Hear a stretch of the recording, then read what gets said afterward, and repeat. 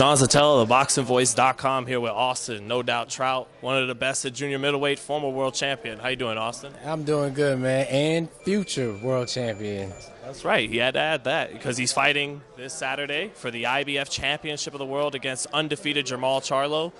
How does Jermall stack up to all the great fighters you fought? Lara, Cotto, Canelo. Is he in that class, you think? Yeah, I would say so. He's up there. I mean, he's undefeated. No one's been able to figure out, how to beat this man. Nobody he's fought has ever had the tools that I have. But at the same time, he's an undefeated fighter with a high knockout ratio. He has the potential to be great. I'm definitely going to ruin everybody's plans Saturday night. But that doesn't mean he doesn't still have the potential, even though he's not beating me.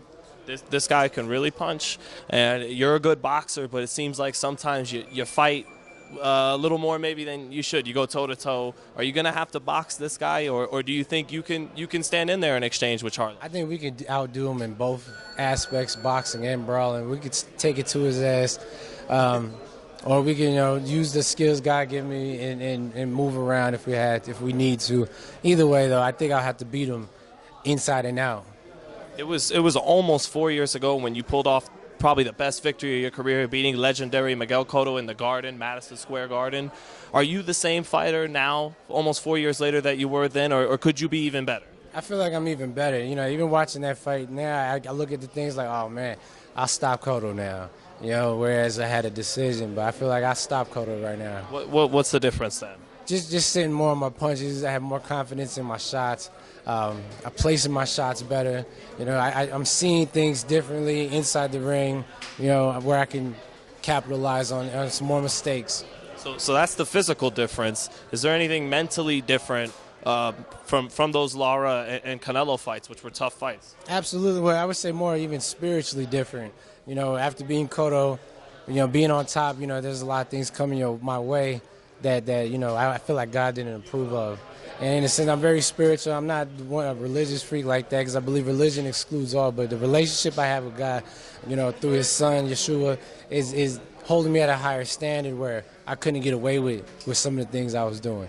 So, I've tightened up my game outside the ring, just being a better husband, better father, just a better person, period.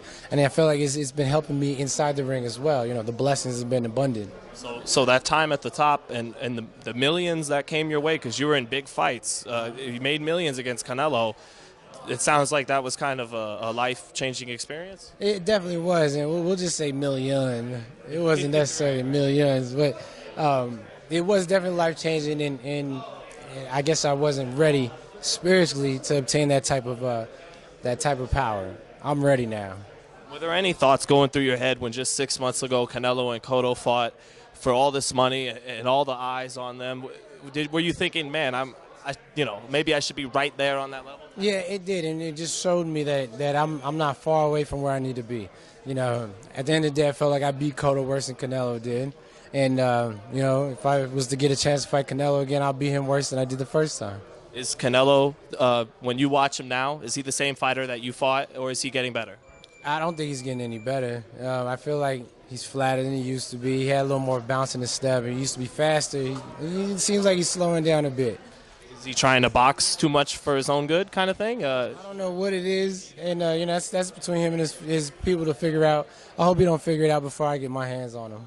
Do you think he could beat Triple G, or is he can't win that fight? No, I think he can beat Triple G, but he knows. And he gasses out a bit in the later rounds, and if he can figure out that stamina issue, I think he can beat Triple G. He's got the tools for it.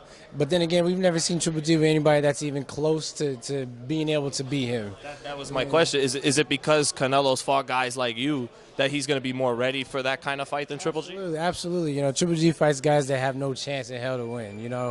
And then partially it's not his fault. Partially it's because, people don't want to fight him. But the other partial is he's getting away with it. The fans love him for it. Why does he have to do anything more? Canelo, he's been through the ringer. He's fought some of the toughest guys. And I think that experience is what I would give Canelo the edge for. Do you, maybe not resent it, but do you disagree when boxing fans just give guys like Triple G all the credit, but they kind of overlook the guys who may have a loss or two but have fought everybody like yourself? It does, and I'll call it resentment. You know, it does bother me in a sense. You praise one man for one thing, and then you condemn a man for another. You know, that it's not right. But I mean, hey, this is boxing. There's no loyalty in this game. Well, I just want to close on this. Thanks so much, Austin. Man, if you win tonight or tomorrow, Saturday night, are you looking for unification rematch with Lara? I'm looking for unification. He's on that loss list, and I can't claim to be the best if I don't avenge that. So I'm looking at I'm very revenge-minded. I want to beat both those guys who beat me, and I'm very unified-minded. I want to be undisputed champion. I may have to deal with my mandatory, but that'll shut a lot of people up once I dispose of him as well. And I'm looking forward to seeing you fight, Austin. Thanks, man. Thank you.